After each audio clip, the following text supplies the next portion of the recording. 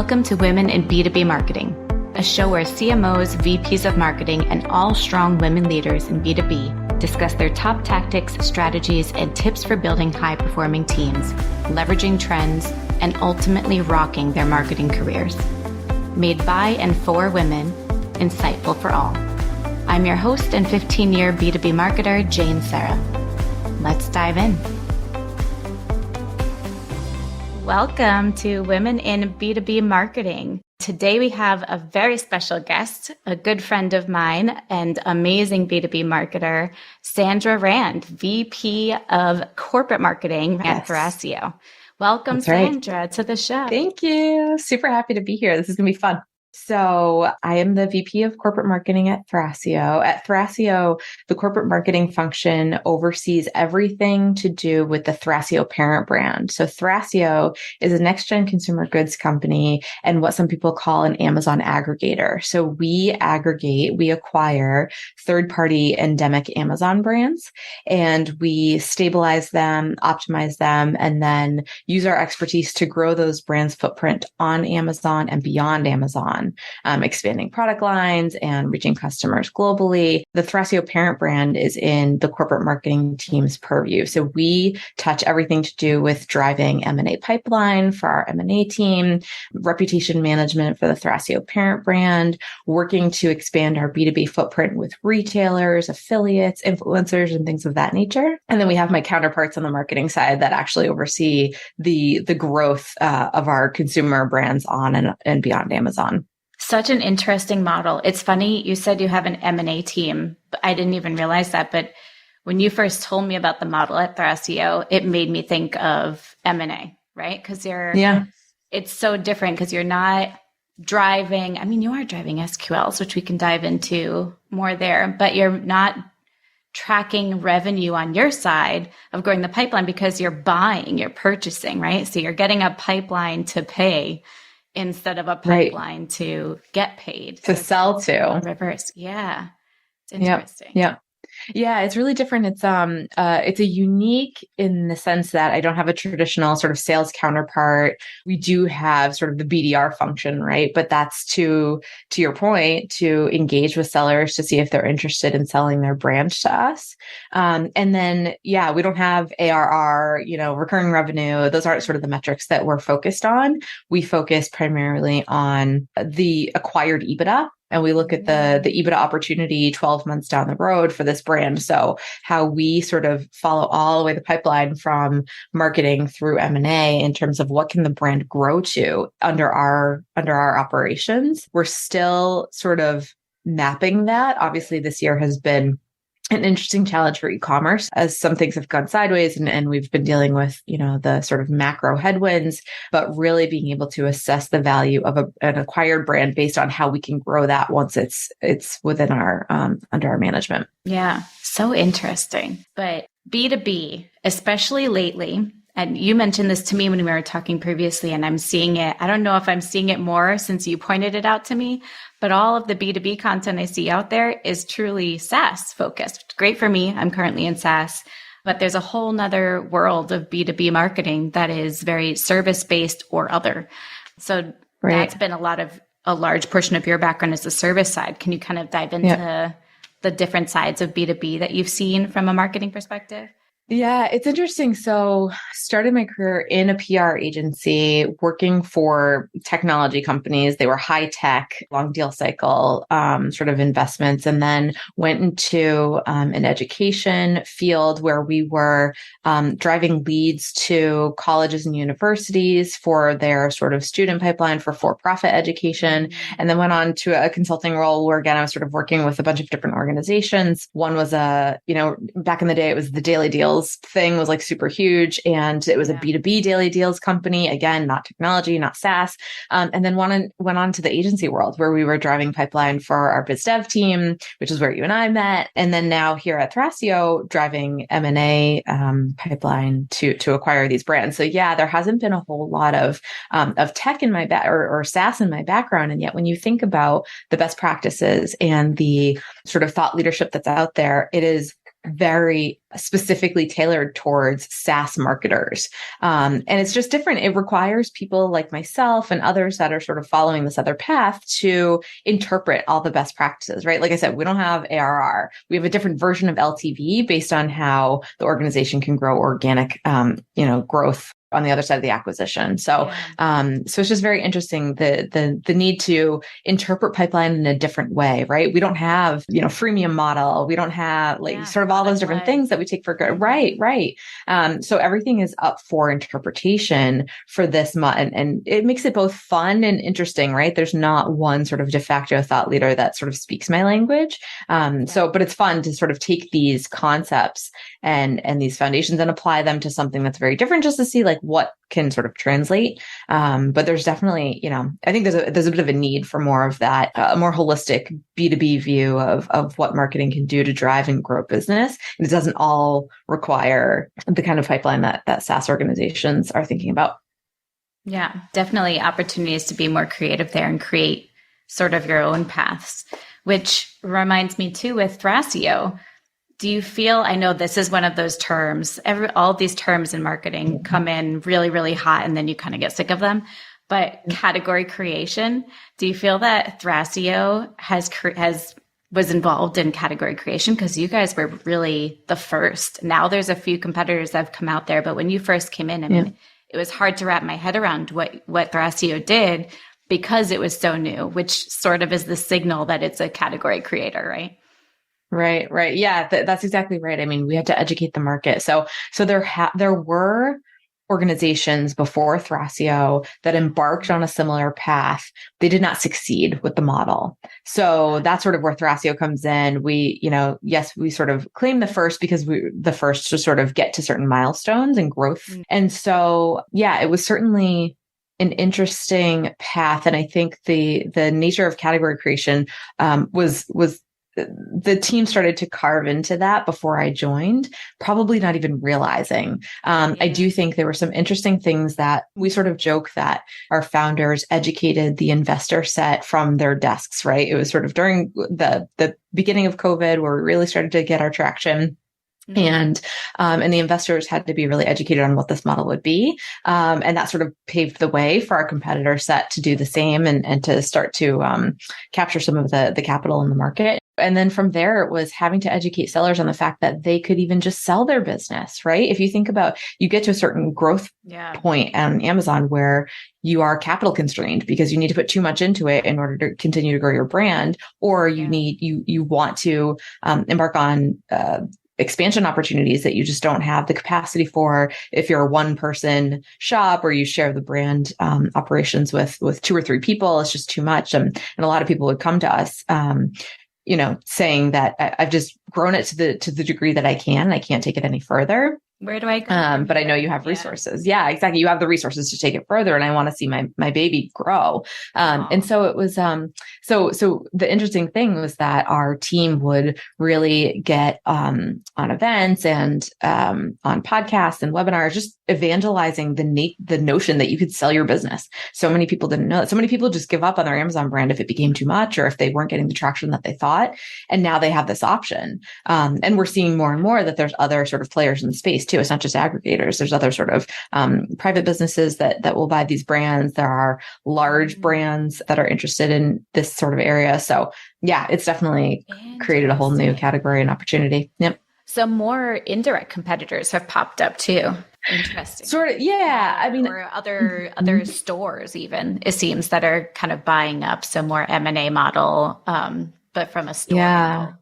Interesting. Yeah. Yeah. There's been, so it's a product competitor. It's sort of a spot treatment for acne, and they just got acquired. I think it was like a 14x multiple. Wow.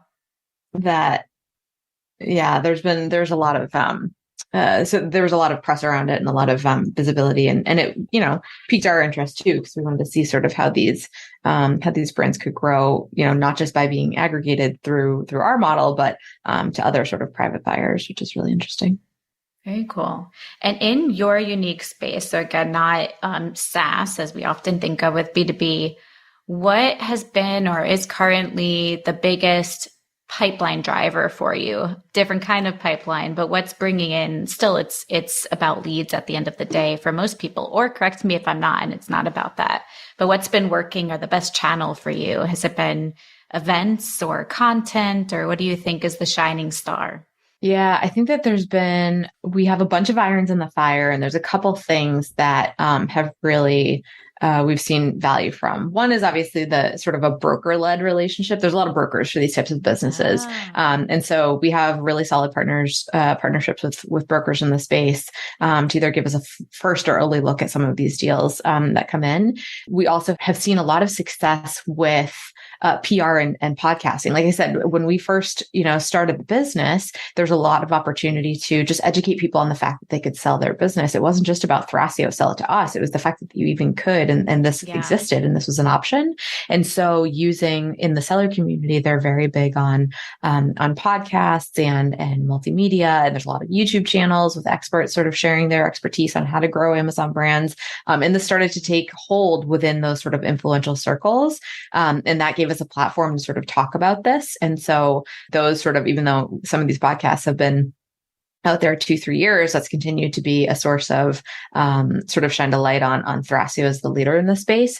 And then truly events. I think interesting, we sort of talk about the difference between SaaS and other B2B businesses, but there's also something interesting when we think about selling to Amazon sellers. It's not your traditional B2B target, right? I'm not selling to like CTOs or CMOs or other folks that are in more traditional corporate environments. We're selling to entrepreneurs, B2B. Founders, people that, right, exactly. Yeah. People that started this business seeking, a wealth opportunity for themselves or wanting to see how big they could grow these brands on Amazon, working out of their homes, creating prototypes in their garage. Like these are not your typical B2B buyers. So with that in mind, there's a big community of these sellers. Now, I think community pervades across all different professions and cuts of people, but the Amazon seller is very rooted in community and in these sort of more intimate settings where they can share candidly the challenges that they're facing, the successes that they're having, solutions that they're coming across, and just sharing that in more intimate environments. And so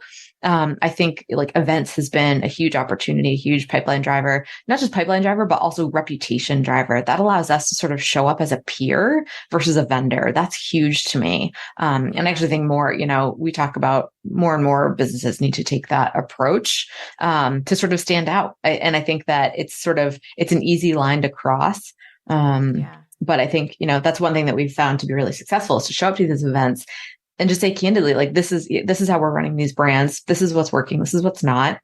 When it comes to M&A, consulting with sellers on how to get their own best deal, but also within the confines of our point of view, this is typically what we look for in a business, that sort of thing. So I think just showing up really authentically is important and helps us sort of carve out that reputation that helps drive pipeline. Yeah. So it seems to be in every area, very, very focused on relationship building. Right? Establishing and then strengthening and growing those relationships with the brokers you mentioned, right? So that they think of you when these opportunities come up, and then with the entrepreneurs themselves. So establishing that reputation, but building these relationships, again, probably referrals are another big channel for you. If there's such a community, once you get in with somebody and they've seen their baby grow, as you've said, they can then recommend Thrasio to others. It's very relationship driven in that way, it seems. Yes. Word of mouth is a huge, when we think about when people show up to our contact form and how'd you hear about us? Word of mouth is always one of the top ones that comes through. Because it is very, like I said, the Amazon seller community is tight knit. They share their wins and losses. They share their experiences. And so that sort of helps that ripple effect for sure. I would say more than any other role I've had, nurturing relationships has been so important for the success of getting in with these sellers. And I think that that's not unique to Thrasio in our model. It's not unique, but it's something that is a non-negotiable now. Yeah. Perfect. And aside from Thrasio, before we go into you, I want to dive into you for sure. But before we go down that path, what hasn't worked? And this doesn't have to be Thrasio. It could be from conversations you've had with others, with peers, et cetera. But these are the things that we just touched on what has been working and what the shining stars are right now. What hasn't worked, or what are you done with? What are you over on the marketing side, the marketing world? I want to say it's a little early to say that anything hasn't worked. The entire aggregator concept is only 4 years old. So we've identified the things that have worked. The things that are working less, or maybe just things that we haven't spent enough time on refining and understanding. So for example, I do think a rising tide lifts all ships. And I think that everything has its place and purpose. Again, I will say that people look to Thrasio, and we've been told in a number of different sort of venues that Thrasio has really professionalized the notion of selling on Amazon. One of the first events that we did for the organization, we showed up at this big 10 by 20 booth, and there was a big build, and we had contractors coming in and stuff hanging from the ceiling, and the vendors around us were very like pipe and drape, which is totally fine, but it was just sort of like we showed up with a little bit of a flex on the brand side. Right. So I do think that things that we're finding that don't work, it's probably just because our approach needs to be tweaked, or we need to do more of it and prove it out before we decide that it doesn't work. I don't think that over the course of the last 2.5 years, we've done a lot, and we've probably dabbled in a lot of areas, but have never given some of these channels enough time to really mature and see whether or not it's meaningful in terms of working or not. So, I'm not ready to say that like nothing has worked for us or things that we're just not spending time on. But I do think they have a time and place to grow and mature for our stack. Yeah. Yeah. I think like test opportunities. Yeah. To see how it can work, not just the. Yeah, exactly. Right. We did a lot of like paid advertising last year that, looking back on our strategy, okay, I would have approached it a different way. It didn't necessarily work for pipeline, but it worked for reputation. Okay, well then we start approaching things in a different way with different metrics in mind and tracking them and spending across the funnel a little bit differently. I think those are just things that I would change. And I wouldn't say it didn't work, but it provided learnings. Yeah, exactly. I see that a lot where paid media now is used, at least in the B2B world, for that branding side, but less so for pipeline, because it is, and in most B2B areas, so word of mouth driven at the end of the day. So it's one of those impressions out of the 12 you need to actually bring them home. Right. Yep. That's all right. And if you think about, sorry, I was going to say, like, if you think about the life cycle of some of these engagements, like some B2B businesses, I spoke with one yesterday, their deal cycle was down to like 6 days, 5 days, 6 days. But so many are on the software side. This is another services based organization, but on the software side, sometimes it could be 6 months. Instant. It's, depending on your price point. So right. So, so I think there's something to be said for being mindful of that and setting those expectations on how you spend for paid media, especially, to make sure that that's really driving the kind of metric and behavior that you want. And I want to pivot a little bit to you and your background, and how did, I know your background, you have a strong background in PR. Was that your first kind of role or step into the marketing world? Or tell me a little bit about your very first marketing job and how you got to where you are today. Yeah. So I kind of have a funny way that I sort of got into marketing more broadly. So I did start my career at a PR agency. This is before social media was a thing. It was, cold calling reporters and trying to tell them why they should write about my, enterprise technology client. And it wasn't necessarily a bad role. It just, it didn't satiate my interests or my desire to learn more about the broader function and discipline of marketing. So we had one client, that actually used, so it was a just pure play PR agency. We had one client that used us to do email marketing. And it was just very like simple HTML, like send this email once a month kind of thing. We were just sort of like the helpful resource for them. And I got placed on this client and I learned HTML just to do this email send. And then I got placed on another client that was actually an event series. So it was called Search Engine Strategies, which is now, I think it was owned by Incisive Media. I think there's been some acquisitions or mergers or something to that notion, but SES doesn't exist anymore. But we would do PR for SES. So I would sit in the press room. I would pitch press to come to the event and learn more about the event and give us some coverage or work with them to develop coverage after the event. The interesting thing about search engine strategies was they were talking about SEO, SEM, paid media. And then as social media started to become a channel that people paid more attention to, they would have these sessions on social media. So instead of being the good, disciplined PR person that I was by sitting in the press room, I would sneak into the sessions to learn more about social media, SEO, SEM. And my world just started to open up, and I started to understand all the different, how all of these different pieces worked functionally together to contribute to a more holistic marketing strategy. So after that role, so I was there for almost 4 years, I think. And after that role, I went into a more social media and search sort of generalist role at a startup, at the education startup that I spoke about. And that environment was just fantastic because it allowed me such an opportunity to learn new things, break things, try things that didn't work. And that was just a great opportunity to learn. Right. And I've always had this hunger to continue to learn. And so, use that as a playground and opportunity to just figure out what are the other pieces of marketing that I don't see, and work really closely, or that I haven't had my hands on before, and work really closely with our leadership team to be a part of new projects. I always loved, I identified the fact that I love to start things. I loved starting things from scratch. A blank slate is super fun, gives you a ton of autonomy to craft strategies that are creative and different, and leverage the expertise that, the experience that you've brought to the table. So yeah, that's kind of how I started to get into more generalist roles. And it's made for a really fun, I was a freelancer for about 5 years prior to having my kids. And there wasn't a single role where I was just doing one thing. I was doing a little bit of everything for people. And that was a need. I did work with a lot of startups that just needed warm bodies to get things done. And again, it was just a huge opportunity to be able to do email marketing, SEO, social media, content creation and syndication, like all of those sorts of things.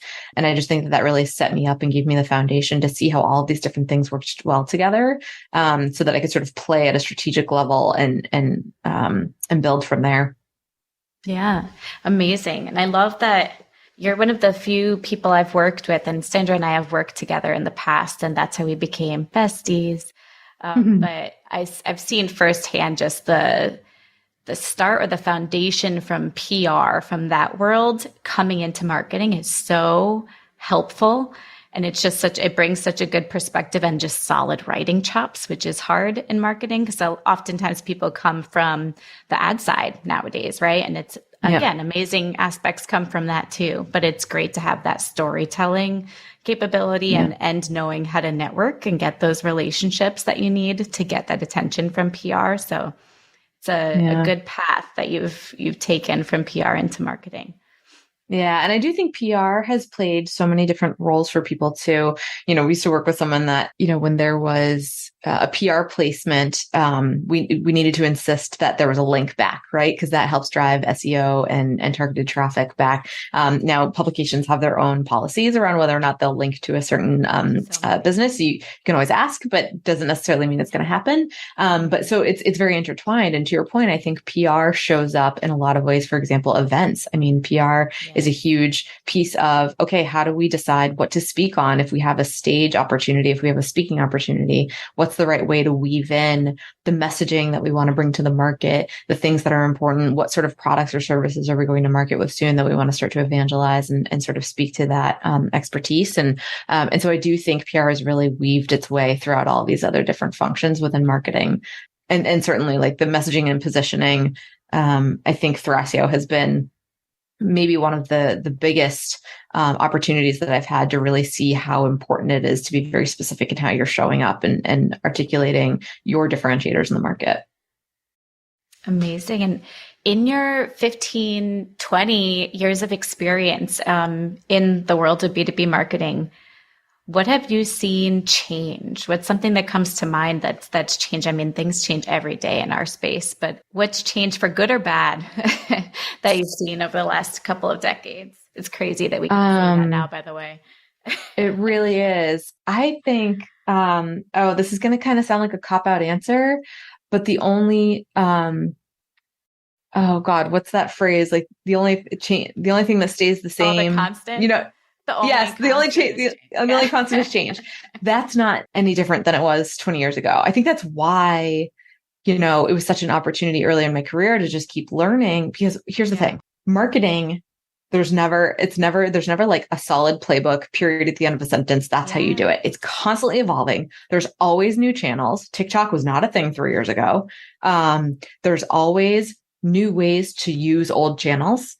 That's evolving. There's always different expectations from B2B buyers. We're seeing this huge shift now, right? Everyone's talking sort of about the dark social and demand creation versus demand capture. And so all of these things are constantly moving. And marketers, especially, it's just such an interesting, sandbox to be in, because that's one critical part of being a good marketer is this insatiable, drive to continue learning, because being set in your ways, you're going to be outperformed within 18 months to a year, 18 months to 2 years, because there's so much else that's going on and so much that's changing. So that has always remained the same, that everything is changing all the time. So true, which I like your perspective on. It provides opportunities for anybody to get in because it's constantly changing. You can get in.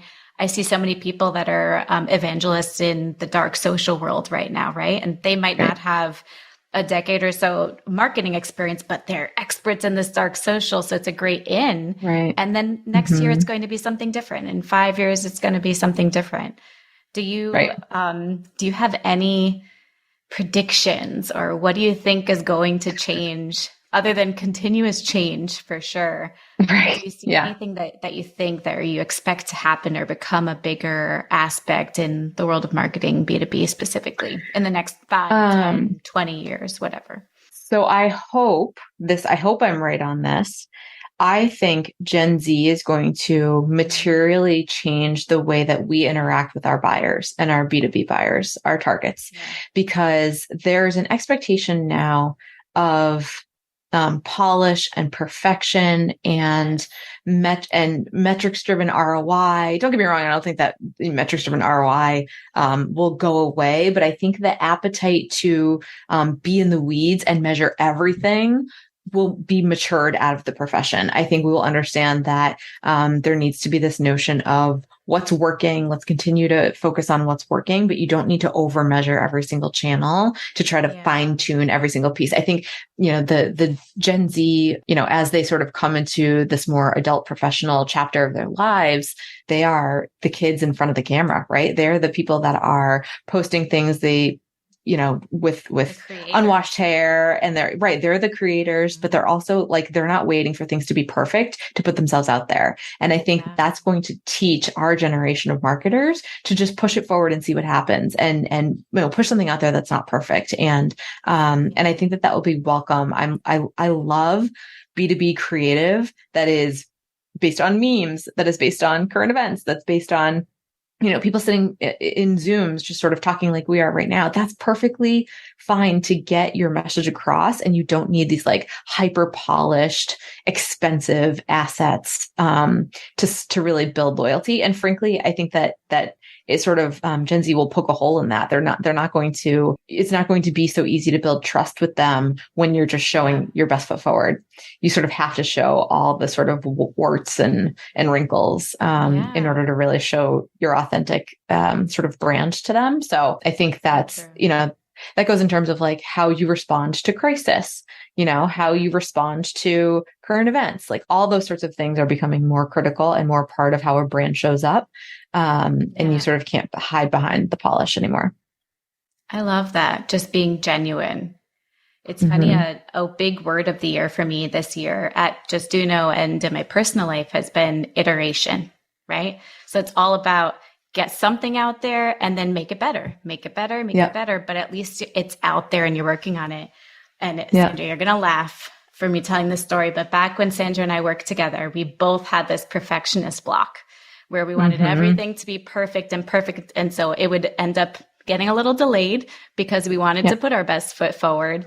So we had this mantra, which is not super original. Everyone knows this or should know it. If you don't, then I'm happy to share it today, but done is better than perfect. I think Sandra in her office, she put it on one of those letter boards. I do. I still have it. Still have it. Do it. What does it say? Do it anyway. or Do it yeah, it says anyway. do it It's anyway now, but evolved. it was, yes, it was, perfect is the enemy of good or whatever. Yeah. Yeah.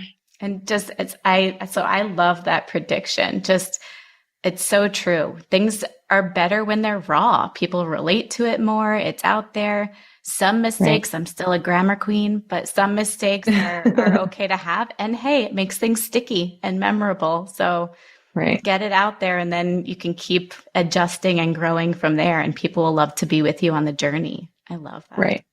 Right. I think you can't learn unless you put it out there. You can't learn from what works or what doesn't. I think interestingly, Amazon sellers, we've done a couple different content surveys where a lot of their responses like, I actually don't care what channel you share information on. Just tell me what's working and what's not right now. Like they are not very discerning on how they get their content or how polished or fancy it is, right? They just want to brass tacks, understand what's working to grow brands on Amazon now. Speaking of Gen Z, back to our younger selves, knowing everything that you've learned now, what's something that you would tell your younger self getting into that PR company for the first time before you even got into the world of search and marketing in general?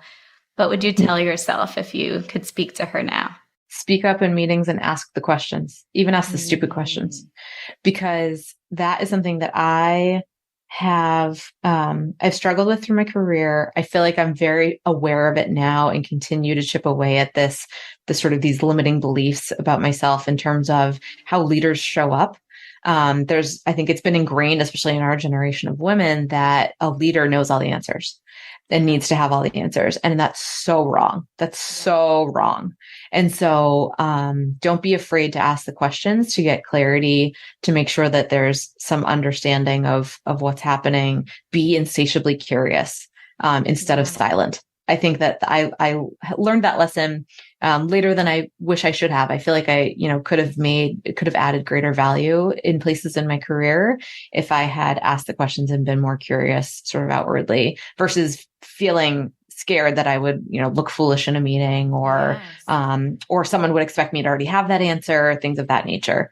I think that's one huge, huge takeaway that I'm already sort of reinforcing with my kids. And I think is a big takeaway for like, ask the questions. I use this comparison. Do you remember in high school when you were in, some sort of math class towards your junior, senior year, you're probably working on more advanced things. And there was that one girl that always asked for clarity and you secretly like, thank God she's in this class because she's asking that question. And I'm so like, I don't want to answer. I don't want to raise my hand and ask that question because I feel stupid, but she's asking that question. Yeah. Like that's who you need to be in a boardroom, in a meeting, in a senior leadership meeting, in an all hands. Like that's who you need to be because so many other people have that same question. So getting over that hump and putting yourself out there is a huge, huge opportunity. And in turn, you look like a better leader. You're a better leader by asking those questions and getting that clarity and getting those inputs. So 100%, that's the one. First of all, goosebump response, because that's so true. I love that you're saying this. And it's interesting. I think back throughout our career, as we were advancing, you're right. I think that the mentality has shifted over the last 5 years, maybe, where now in all of the leadership training and any kind of coaching you take, it's all about asking the right questions, right? That's encouraged. Mm-hmm. That's a positive now, which is amazing. It should be. But back 10, 15 years ago, it was so the opposite. It seems for both of us, at least. Where it was, you didn't want to ask the question. You didn't want to seem like you didn't know what you were talking about. You couldn't own what you didn't know. It was frowned upon. So you just kind of kept quiet and then researched afterwards, tried to figure out your own answers. I love that has evolved already. And that would be great advice. Do you think that this is more so something we saw because we're women?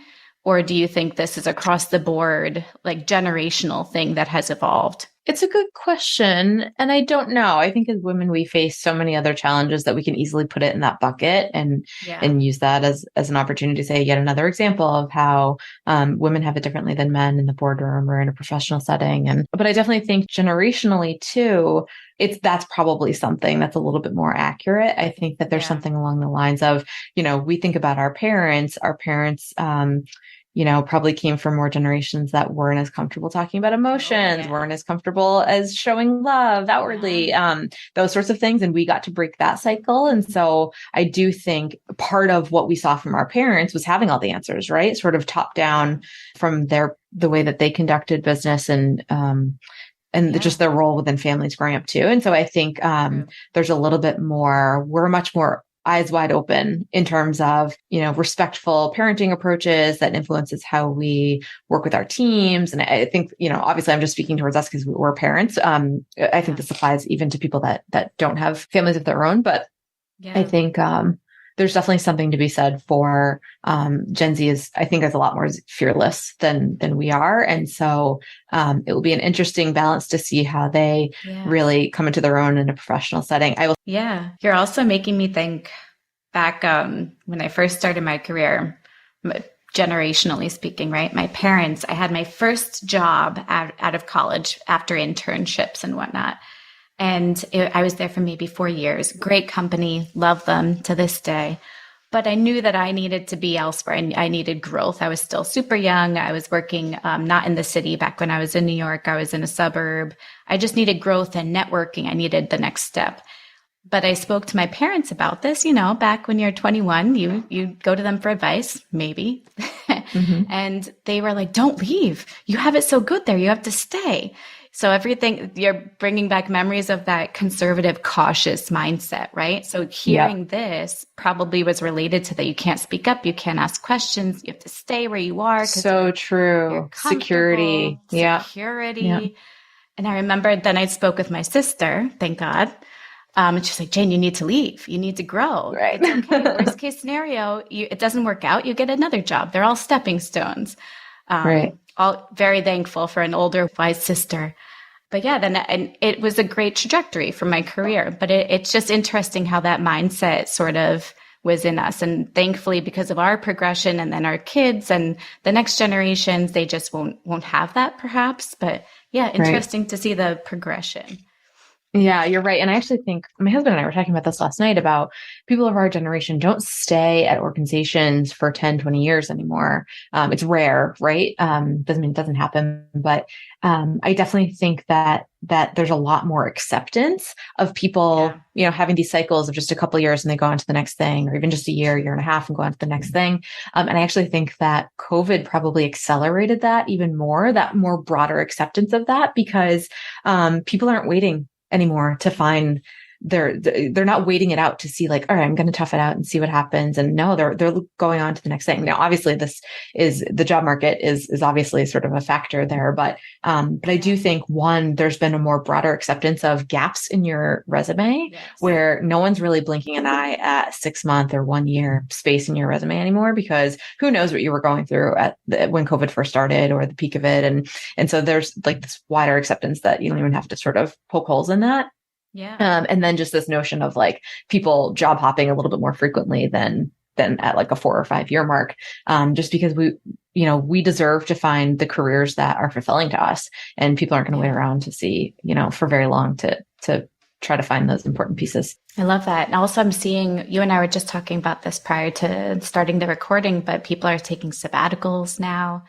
More frequently. So you see that gap on the resume. I've actually seen people on LinkedIn show a gap and write sabbatical or break, or my favorite, took time off to be with my kids or had a baby. And they actually put this on their LinkedIn profile now. And I'm loving it. It's just this transparent authenticity. That's just, I love it. It lends itself to, I feel like one of my big things too is bringing your whole self to work. That was so refreshing and hopefully changed for the better. During COVID was a forcing function for people having to live and invite yourself into their home office. I remember when I first took my role at Thrasio, our VP of acquisitions, I think he had 4, maybe 5 kids, and not a single meeting went by where like there wasn't a child cameo. And it was so lovely because he's on the executive team, and it was just nice to see he's a real human being, right? And to see more of that, and for people to sort of talk through the challenges they were having being at home with everybody at that time. And And it just, that sort of rooted the need for bringing your whole self to work. I think I try to be a good example of that with my kids where, there's a lot of people on my team that have younger children. And so, if their child is sick or if their child needs something, like I'm my daughter's room parent this year. That means I'm going to go into her classroom and help out, occasionally on a monthly or bi-monthly basis and do that sort of thing. I love to be able to, stop in the middle of the day and go run an errand because the grocery store is not busy on Monday afternoon compared to Sunday morning, that sort of thing. And so I try to lead by example for my team that like, this is a blend, right? I have stuff to do. You have stuff to do. When things go sideways with current events, obviously we've had a bunch of polarizing sort of examples of things that are really impacting people personally, sort of in the world right now, and encouraging my team to take that space to take the day off, process, do what they need to do to sort of center themselves to be able to deliver their best work. That is super important to me. And so, like I said, hopefully I try to lead by example on that, but just reinforcing to people like you are a whole human being. I don't need you sitting at your computer 9 to 5 cranking out work. Like I need you to be in a healthy headspace to deliver good work when it's due. And I think that pays back in spades. Totally agree. I still have somebody on my team, not right now, maybe a year ago, who told me, oh, no, this happens still periodically. Oh, I'm going to be offline. If you'd see me off Slack, I have to hop out to do X, Y, Z. I'm like, you don't have to tell me that. I trust you. I hired you. You're still here because I trust you. You're doing your job. That's what matters. And I agree. You're, there's so many other elements to your life other than this one component of this job. Hopefully your career is important to you, but it's one piece and there's other things that are being juggled. So as long as the job's getting done, I don't need to watch the green light turn red on Slack, see that you're offline. I'm never looking at that. No one should. If people are, maybe reconsider where you are, everyone. I know. What is your manager doing to you or your workplace doing to you that's reinforcing that? I completely agree. It's always been my philosophy that just get stuff done. Like get your stuff done. And I think that was my philosophy because that's what I wanted, because there was a lot of micromanaging earlier in my career. And it was like, that doesn't give me the environment to sort of be creative and be loyal and feel an affinity for the folks that I'm working for. If you give me an inch, then I will take a mile, but I will deliver my best work and tenfold sort of return that loyalty, to my workplace when there's flexibility. I can never go back to something more, sort of typical 9 to 5. And it's painful to sort of see different corporate environments going back to some of those practices. Cause it's like, these generations of folks, they're not going to put up with that. And it's just too bad. Yeah. Yeah. You see some companies now, I mean, I hate to say post COVID, almost knock on wood, cause I guess officially it's over, but sure. Who knows? It's just life now. Yeah, it's just the norm. But people are some companies, especially big brands, are forcing, I say that not so lightly, they're forcing people to come into the office 3 times a week. Some companies are saying you need to come in Monday, Wednesday, Friday, like which days to come in. And that rigidity, I don't see how that can be sustainable to attract the right diversity at your company. Generationally and otherwise, you're just not going to bring the right mix of people because you're focusing on this very rigid conservative view that's going to attract very rigid conservative employees on your team. So it's strange. And I hope that changes and they see that pretty quickly and change it back. Right. Or, probably what they want, it's going to attract people that are just willing to put their head down and fall in line. But then that inhibits innovation. It won't inhibits creativity. It inhibits loyalty. They will not ask the questions. They will not push your business forward with those tough questions and those opportunities to flex a little bit beyond what the core business is. And, they'll see those ripple effects 5-10 years down the road. But yeah. Well, Sandra, a couple questions before we sign off here. I love to ask this question. I am still in the SaaS space, but even aside from that, we all, regardless of where you are, even if you're in B2C marketing, we're all using tools, right? So what is your favorite tool or in your tech stack right now? What's one? And it could be personal or professional. Let's mix it up. Anything that comes to mind as something that just helps you, as you were saying, get shit done. Yeah, for sure. So there's a couple. So I'll speak to one professional and one personal. So personal is Notion. My whole life is in Notion. I sort of joked with my husband that we if I got hit by a bus tomorrow, I quiz him, like, what's the kids' doctors' names? And just to see. And so just being able to sort of just pour go to all my that out into Notion one account. place, Everything right? is there. Like our whole life is there.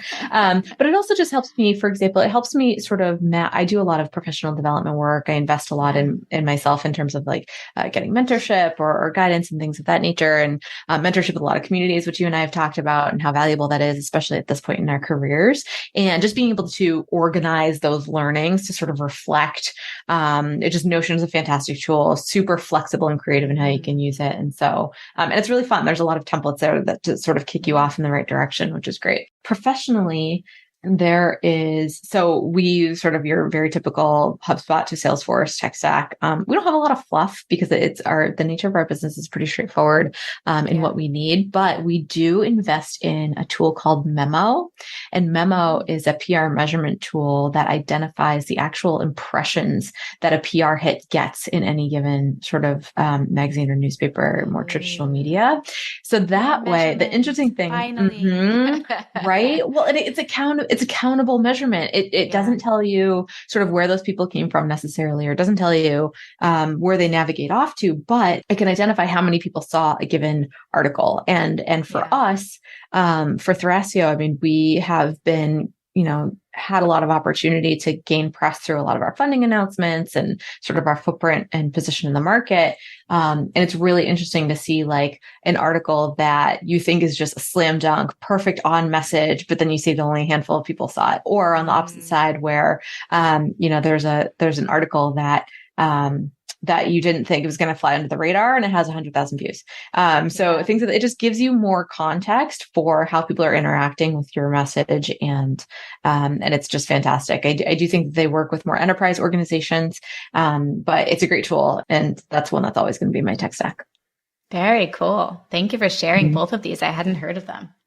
Yeah. Well, let's see. As a sign off, two-parter. One, what is your one key tip to fellow women in B2B marketing?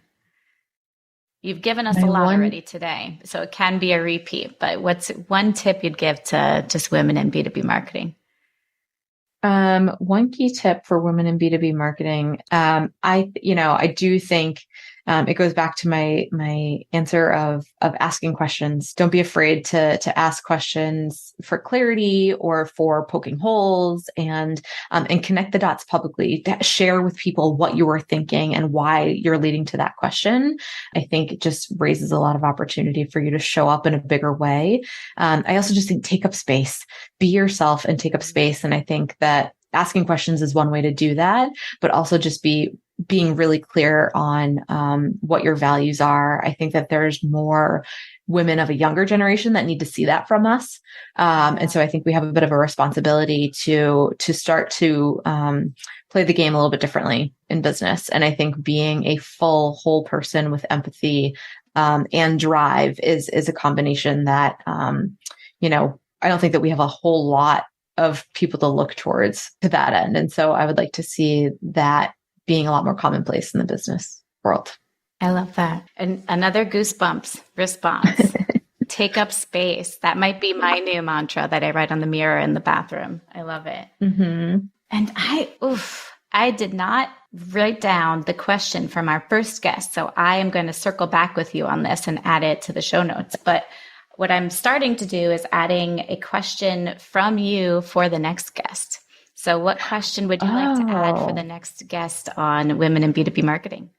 Oh, I love that question, or I love that opportunity rather. Yeah. What are you doing more of now than you were 18 months or 2 years ago in business? And it could be like personally, I'm doing more X personally, or like our strategy is now more Y. It could be business strategy related, or it could just be in general how you're showing up at work. Like, what are you doing more now that you weren't doing 2 years ago? I love that. Because I failed here, it happens live. What can you answer your own question? Throwing you under the bus here. Let's see how you respond. Yeah. I mean, I think I'm being more curious at work. I think I'm taking my own advice, right? I'm asking more questions that even if I'm fearful of tipping my hand on not knowing something, I'm asking questions that might elicit uncomfortable answers, and not fearing that, not shying away from that. I'm definitely just making sure that I'm working with whole pictures. The other thing that I'm trying to do more of, and this is a core value from Thrasio, is assuming positive intent. That has really chipped away at old Sandra. API. I definitely, it's easy to sort of jump to conclusions when you don't know all the answers, but they go hand in hand. The more you dig in and ask questions and understand motives or context or where someone's coming from, the more you can understand that, there's a lot of good people out there that are smart, caring, and invested in what you're doing too. They're just approaching it in a different way. So assuming positive intent, asking more questions has been a game changer for sure. I mean, the amount of bathroom mirror mantras that you have provided in this call, Sandra, I love it. I'm going to list them all in the show notes. So everyone get your Post-its out. Yep. Right? I love it. So if anybody wants to connect with you after this call, where's the best place to do so? The best way to do so is probably on LinkedIn. Sandra Rand, I think my maiden name is still on my profile, Sandra Prue Rand, at Thrasio. And my email at work is sandra.rand@thrasio.com. And I'm on Twitter, though not very actively. So probably not best to follow me there. But yeah, I'm around on the internets, as everyone else is. So just actually don't do a Google anymore because I think someone else has the name Sandra Rand and she's a little bit more thoughtful about her digital presence than I am. Oh, interesting. So, I'll have to search now and see. It's been a while since I've searched myself too. Reminder to do so. Yeah. I will put all of these links in the show notes so everybody can reach out if they can't find you. But thank you, Sandra, so much for joining me today. It's been a blast, as always, chatting with you. And thanks for all of the knowledge drops throughout. I love it. Yeah, for sure. Happy to do it. This is fun. Thank you. We'll talk soon. Bye.